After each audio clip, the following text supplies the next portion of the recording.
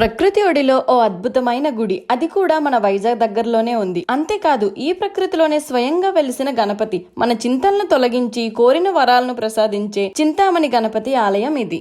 ఈ ఆలయం ఎంతో అందంగా ప్రశాంతంగా ఉంటుంది. ఎటువైపు చూసినా పచ్చని తోరణాలు మనకి స్వాగతం ఇస్తాయి. ఈ ఆలయంలో అడుగు పెట్టగానే గణపతి వనం మనకు కనిపిస్తుంది. పచ్చని చెట్ల పందిరి మార్గం ఓ అద్భుతం. గోవులు, అడుగడుగున 32 అవతారాల గల గణపతులు మనకు దర్శనమిస్తాయి. అది మరో అద్భుతం. భారతదేశంలోనే ఏకైక అతిపెద్ద చింతామణి గణపతి ఆలయం ఇది. ఈ టెంపుల్ ఆర్కిటెక్చర్ చాలా అద్భుతంగా ఉంటుంది. చింతామణి గణపతితో పాటు సీతారాముల వారు, ఆంజనేయుల వారు, దత్తాత్రేయ స్వామి వారు, శ్రీ గిరీశ్వర స్వామి వారు కూడా మనకు దర్శనమిస్తారు. ఈ ఆలయంలో రాశి నక్షత్ర వనం ఉంటుంది. రాశి ఫలాలు, నక్షత్రాలు, రాశి వృక్షాలు, వాటి దేవతలు ఒకే దగ్గర మనకు దర్శనమిస్తాయి.